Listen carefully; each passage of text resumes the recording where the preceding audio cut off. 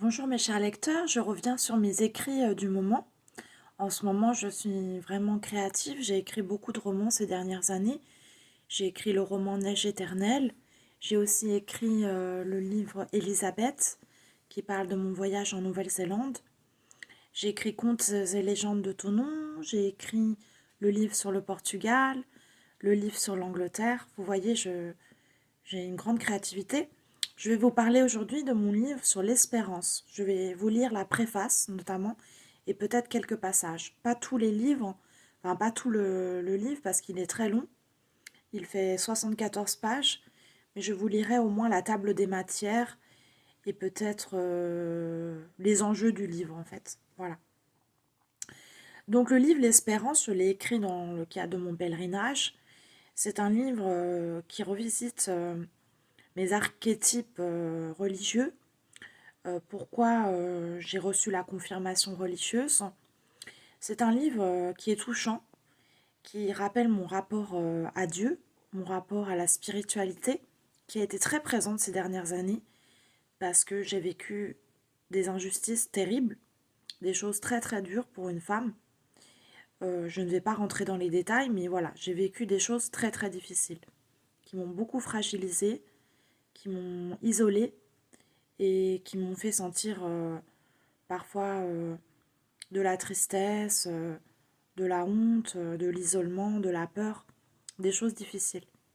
Alors la table des matières du livre, on va voir, c'est assez structuré comme livre, hein. Il est beaucoup plus structuré que Contes et légendes de Thonon. Donc il y a la souffrance christique qui parle de la souffrance de croire en Dieu. L'espérance de Lourdes, un petit poème que j'ai écrit sur l'espérance. L'espérance à la maison. Le rapport à la douleur. Le rapport à l'amour, alors ça je ne vais pas en parler parce que c'est privé. Mon rapport à l'amour, donc à la personne que j'aime. Le sourire de Van Gogh, une réflexion sur la peinture de Van Gogh. Par-delà l'entremonde, une réflexion sur les entremondes, les arrière-mondes, les mondes liminaux aussi, dont je parlais dans mes précédentes vidéos. Le manifeste de la douceur, mes 3 lignes de direction, donc qui sont douceur, espérance et je sais plus, la troisième. Je vous redirai quand je lirai la préface. Le sens de l'art, mon sens de l'art actuellement, vers quels horizons je m'avance. La mort de Francis Bacon, donc ça c'est Francis Bacon, ça c'est un artiste chrétien un peu nihiliste auquel je m'oppose. La réflexion sur le surréalisme, un mouvement qui m'a, avec l'impressionnisme, questionné. L'être à l'être aimé, bon ça pareil, c'est la vie privée. L'art joyeux, qu'est-ce que je définis par l'art joyeux? Le catholicisme balsacien de l'évêque, la vision balsacienne du catholicisme. Les couleurs envoûtantes, mon rapport charnel aux couleurs du monde. Les objets du quotidien qui m'environnent. La colère d'être femme, le problème de la colère quand on a une voix qui est systématiquement niée. La disparition du folklore, que je considère comme triste. Le visage de l'être aimé aussi, donc ça c'est privé. Il faut prier, l'adoration, apprendre à prier.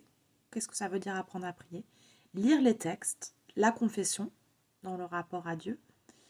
Ce que signifie recevoir la confirmation, la théologie du corps, dans le lit de souffrance, que vais-je faire, mon projet de vie. Donc on voit que c'est un livre très très complexe, très très très très riche. Je vais vous lire la préface. Et pour les textes, pour le moment, je ne vais pas lire les textes parce que c'est trop. Je cherche des éditeurs, donc j'attends peut-être d'abord d'éditer le texte avant de les lire. Alors, j'aimerais écrire un livre sur l'espérance en hommage au pape François qui nous a quittés. L'année 2025 était une année dédiée au thème de l'espérance. Ce thème est très cher dans mon cœur car dans une vie monotone et difficile, le thème de l'espoir, je le vois comme une bénédiction. Parcourez ces quelques textes avec douceur et gentillesse. L'espérance est pour certaines personnes une dernière ligne de mire existentielle quand les rêves nous ont été ôtés. Elle nous permet de croire en l'invisible, car la foi c'est bien cela, croire en ce qui n'est pas encore visible dans notre vie. ce qui reste à chercher, à obtenir, à découvrir, par-delà la souffrance, par-delà la pauvreté, par-delà les mécompréhensions entre les uns et les autres et les peurs d'aller à la rencontre de l'autre. L'espérance est une réponse à comment vivre notre vie, en choisissant l'amour au détriment de la douleur ou de la souffrance, en choisissant d'offrir au détriment de recevoir. Vivre avec l'espérance, c'est finalement choisir de vivre avec relativement peu, mais avec sagesse, générosité et courage. C'est renoncer au pessimisme, au négativisme qui croule et est un fléau de notre époque, et choisir de mettre l'amour au cœur de notre projet existentiel. Nous ne maîtrisons pas toujours les circonstances de notre vie. En revanche, nous pouvons contrôler la manière dont nous choisissons de mener notre chemin de vie. Au travers de ces multiples textes, nous découvrons la magie des toiles de Van Gogh comme espoir existentiel. Nous découvrons la magie de l'écriture, le miracle de l'expression vitale. Nous découvrons la magie d'être un artiste et de dépasser l'art béconien, imprégné de christianisme pessimiste et noir, et de choisir un art au contraire joyeux, teinté d'espoir et de douceur. Alors notre monde se régénère et choisit l'exégèse de l'amour et non de la haine, l'exégèse du pardon et non de la peur, l'exégèse du partage et non de l'intérêt égoïste et malsain. C'est toute une nouvelle interprétation qui naît, celle où l'homme devient un être actif de la société, agissant, participant et volontaire et non passif et isolé. Il est de son ressort de dresser un monde humaniste et non violent, et un christianisme que je qualifierais de doux et tolérant. C'est à lui de se débrouiller pour élaborer des stratégies de participation au monde responsables et justes et non dirigées par l'intérêt personnel et égoïste. L'acte d'écriture, quand il s'inscrit dans une perspective d'espérance, va dans cette direction, à savoir chercher la douceur, la justice, la foi en toute chose, au détriment de la violence ou de l'incompréhension. Espérance, douceur et foi sont mes 3 lignes directives pour dresser un nouvel art qui s'érige en modèle, dépassant le modèle béconien de mal-être et de martyrisation de la chair, et qui redéfinit un monde doux et paisible, affranchi des guerres à l'instar de la douceur des impressionnistes, notamment, ou encore des surréalistes. Voilà, donc les lignes directives du livre, c'est l'espérance, la douceur et la foi.